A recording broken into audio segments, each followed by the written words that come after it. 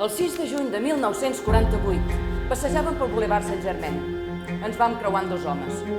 Camp, girat cap a mi, em miraven. I ja mai més, des d'aleshores no ens vam deixar.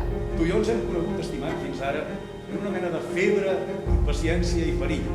No em penedeixo de res i els dies que acabo de viure em semblen suficients per justificar la meva vida. No entenc com aquesta felicitat que sento quan et tinc al davant no és suficient per fer-me feliç del tot. Jo també he intentat rebutjar-te, però no em puc imaginar la meva vida sense tu. Hi posaré tot el meu cor, tota la meva ànima, tota la meva voluntat i fins tota la meva crueltat, si cal, per tenir-te. I a sobre estic gelós.